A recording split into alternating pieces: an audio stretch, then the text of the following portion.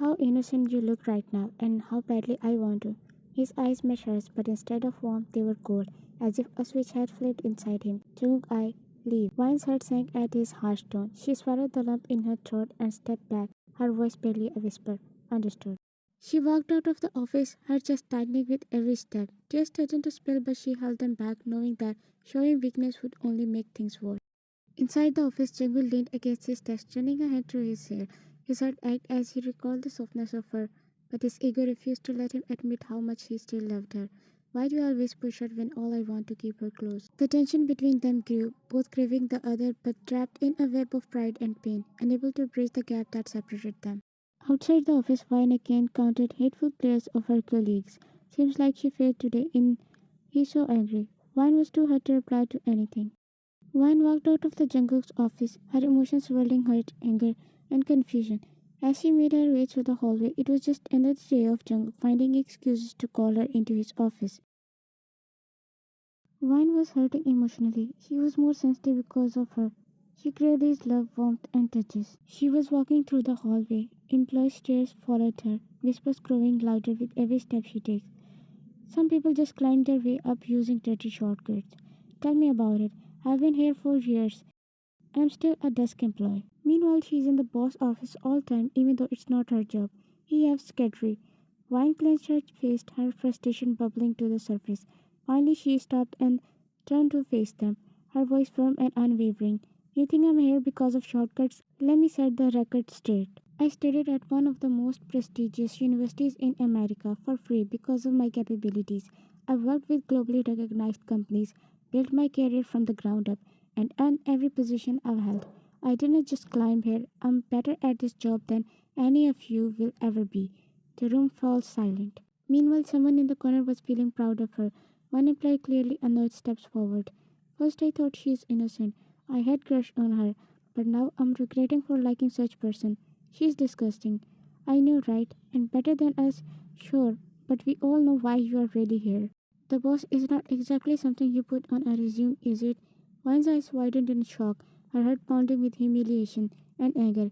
She was already sensitive. The employee smirked, adding fuel to the fire. I heard the boss had a girlfriend. Guess you were the reason they broke up. Nice work. Oh, and did you notice she always wears baggy clothes? Why, are you hiding something? The air grew tense as murmurs rippled through the office. Before Vine can respond, Jungkook appeared. Jungkook stepped out, his expressions cold and furious. His eyes flicked to Vine, who looked visibly hurt, and then to the employee who spoke. He clearly heard everything. He didn't expect anything as Vine always used to wear baggy clothes. The room went silent as everyone looked at Jungkook, their face paling at his tone. This is a workplace, not a gossip club. If you have time to whisper behind someone's back, then clearly you're not busy enough. Focus on your jobs or leave this company. That goes for everyone. His glare swept across the room, silencing any lingering whispers. He turned his eyes to the employee who confronted Vian, his tone even icier. And you. I pointed toward that one girl. One more word out of line, and I'll personally escort you out of here. Understood?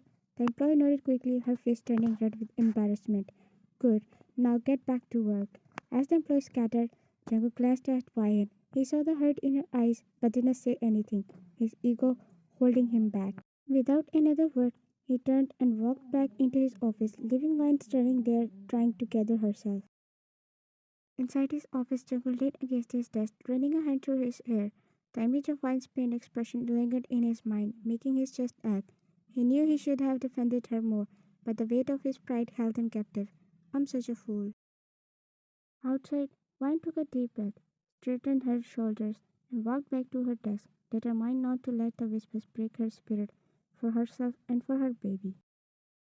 The dining room was dimly lit, the sound of silverware clicking against plates filling the silence between Jungkook and Vine. It was one of the nights when they sat at the same table, though the atmosphere was far from warm. Vine sat quietly eating her food without looking up. Jungkook, on the other hand, was scrolling through his phone, a glass of wine in his other hand. Out of nowhere, Jungkook placed his phone on the table, the sound of echoing loudly in the quiet room. Vine glanced up, startled, meeting his piercing gaze. Tell me something, Vine. Were you this silent with him too? Vine froze, her fork halting mid-air. She stared at him, confusion and hurt flashing across her face. What are you talking about? Jungkook leaned back in his chair, swallowing the wine in his glass. his expression unreadable. "The man you left me for."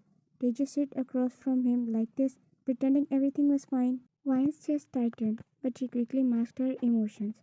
She set her fork down, her voice calm but strained. "I didn't leave you for anyone. I just needed an excuse for—" Jungkook let out a bitter laugh, his voice laced with sarcasm. "Oh right, that note. I don't love you anymore." Do you have any idea how pathetic that sounded? Or did you think I would have noticed the lie? Vian's face paled, but she refused to let him see her break. She straightened her posture, meeting his cold gaze. "Stop lying. I clearly saw you paying lovey-dovey with that. Your former boss. Why, is he richer than me? I don't think so." Or Jungkook leaned forward and whispered in a low voice. "Was he good?" Jungkook, enough. Yes, he was. He was good in everything, unlike you, for whom career was more important than us. I mentally slapped myself for saying us. Jungkook's jaw tightened, and he slammed his hand on the table, making her flinch. In the blink of an eye, he pulled her toward him, making her sit. One gasped. "And yet here you are, sitting in my house, eating food I provide, working in the company I built. If he was really good, why couldn't he fight for you?